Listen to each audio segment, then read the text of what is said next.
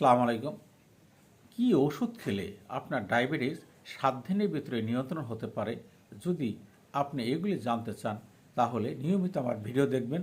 আমি বিভিন্ন ভিডিওর মাধ্যমে আপনাদের সাথে বিভিন্ন কিছু আলোচনা করে থাকি।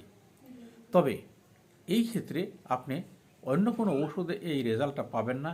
এই রেজাল্টটা পাইতে গেলে আপনাকে হোমিও ওষুধ ব্যবহার করতে হবে। আর যখন আপনি হোমিও ওষুধ ব্যবহার করবেন, প্রথমত এই ওষুধ গুণগত মান অনেক উন্নত হতে হবে। অর্থাৎ আমাদের দেশে যে সমস্ত ওষুধগুলি তৈরি হয়, এই ওষুধগুলি খুবই নিম্নমানের হয়। আর যদি আপনি ভালো মানের ওষুধ খেতে চান তাহলে তার দামও অনেক বেশি পড়ে।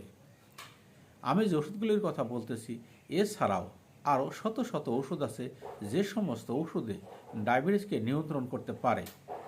হোমিওতে লক্ষণভিত্তিক চিকিৎসা করা হয়। এই জন্য আপনার যদি লক্ষণে না মেলে তাহলে আপনি যত ভালো মানের ওষুধের নিজেতে কিনে খান তাতে আপনার লাভ হবে না। এই জন্য আপনার এই ধরনের কোনো সমস্যা থাকলে অবশ্যই আপনি বিশেষজ্ঞ হোমিও ডাক্তারের শরণাপন্ন হন, তাহলে ভালো হতে পারবেন। আর আমাদের দেশে মানুষের একটা চিন্তা ভাবনা যে হোমিও মানে আস্তে আস্তে কাজ করে, এই কথাটা সম্পূর্ণ মিথ্যা। আরেকটা কথা আছে যে আপনারা মনে করেন যার কাছে হোমিও ওষুধ আছে রুগী যাচ্ছে সেই মনে হয় ভালো ডাক্তার। না, এই কথাটাই সম্পূর্ণ মিথ্যা কথা। আপনাকে প্রথমেই দেখতে হবে ডাক্তারের শিক্ষাগত যোগ্যতা, অর্থাৎ ডাক্তারি সাইডে তার শিক্ষাগত যোগ্যতা কতটুকু আছে, সেই ক্ষেত্রে আপনাকে প্রথমেই বিবেচনা করতে হবে।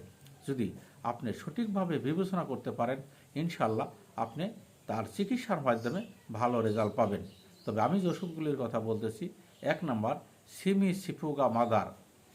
এই ওষুধটি আপনি দিনে 3 বার 10 ফোঁটা করে ওষুধ খান। 2 নম্বর ইউরেনিয়াম নাইট্রিক 200। এই ওষুধটি আপনি সকাল বিকাল 2 বার 3-4 ফোঁটা করে ওষুধ 15 দিন খাবেন, তারপরে বন্ধ করে দেবেন। 3 নম্বর নেট্টামফস 6X। এই ওষুধটিও ডায়াবেটিসের জন্য অনেক কার্যকারী। তবে আমি যে ওষুধগুলির কথা বললাম এতেই যে আপনারা সুস্থ হবেন এই আশা করতে পারবেন না, কারণ আপনার যে লক্ষণে না মেলে তাহলে এই ক্ষেত্রে কোনো কাজই আপনি পাবেন না।